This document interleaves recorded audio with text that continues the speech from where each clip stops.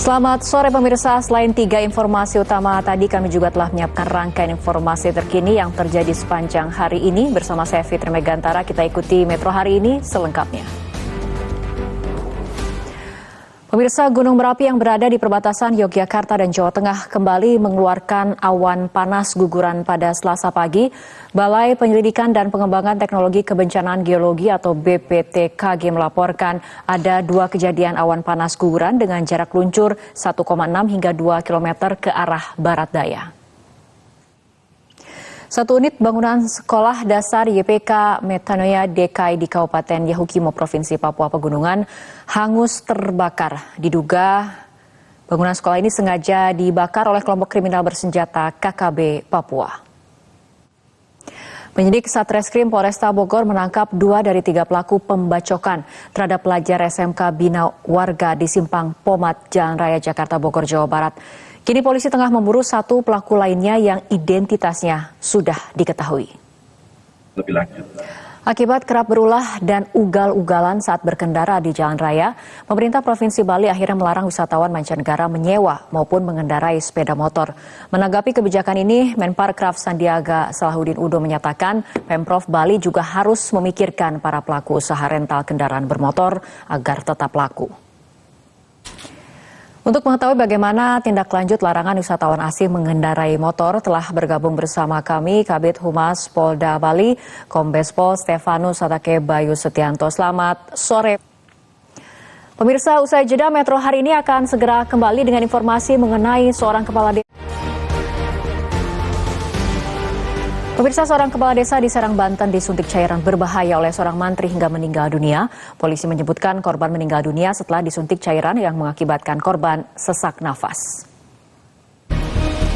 Pemirsa, untuk mengetahui informasi terkini perihal mantri menyuntik mati kepala desa di Serang, Banten, kita akan berbincang bersama Wakapolresta Serang Kota, AKBP Hujra Somena. Selamat sore Pak Hujra. Pemirsa, rangkaian informasi lainnya akan kami hadirkan usai jeda di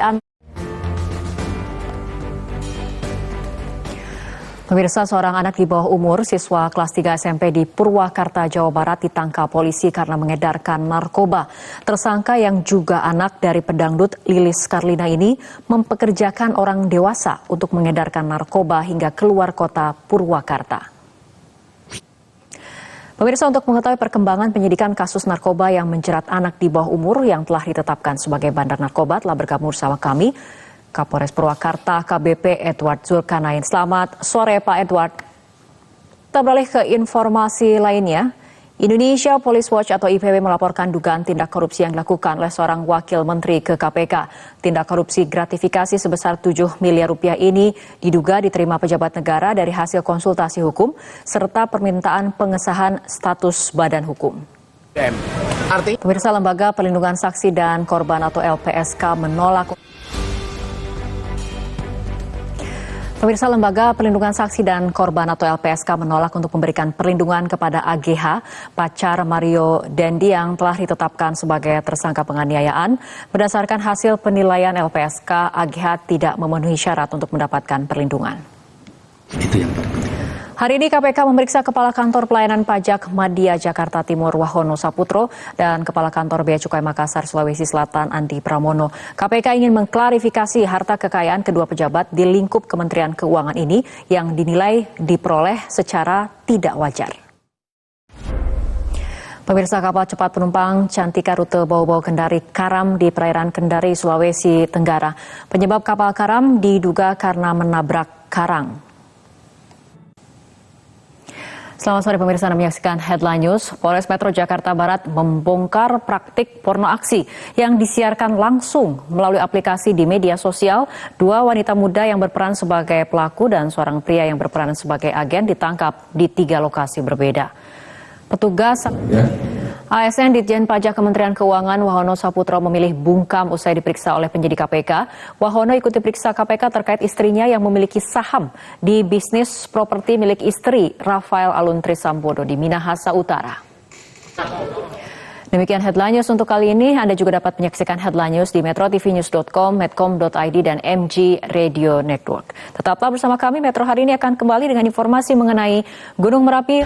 Pemirsa, Gunung Merapi kembali erupsi Selasa pagi. Tercatat ada 2 kali erupsi dengan jarak luncur awan panas sejauh 1.500 hingga 2.000 meter ke arah barat daya. Sejumlah objek wisata di Magelang, Jawa Tengah ditutup sementara setelah terjadi peningkatan aktivitas dari Gunung Merapi yang berdampak ke sejumlah tempat. Pemirsa, untuk mengetahui informasi terkini terkait erupsi Merapi, koresponden MJN Yuki Pramudia akan melaporkan langsung dari Magelang, Jawa Tengah. Yuki, kita beralih ke informasi lain. Pemirsa, seorang kepala desa di Serang, Banten tewas setelah disuntik mati oleh seorang mantri yang bekerja di salah satu rumah sakit milik pemerintah Provinsi Banten. Polisi mengungkap cairan yang disuntikan kepada korban adalah sidriadil difenhidramin yang mengakibatkan korban sesak nafas hingga tidak sadarkan diri. Pemirsa, penyidik Satreskrim Polresta Bogor menangkap 2 dari 3 pelaku pembacokan terhadap pelajar SMK Bina Warga di Simpang Pomat Jalan Raya Jakarta Bogor, Jawa Barat. Kini polisi tengah memburu 1 pelaku lainnya yang identitasnya sudah diketahui. Kita beralih ke informasi berikutnya. Pemirsa, Presiden Joko Widodo dan Ibu Negara Iriana Joko Widodo resmi terdaftar sebagai pemilih dalam pemilu 2024 mendatang.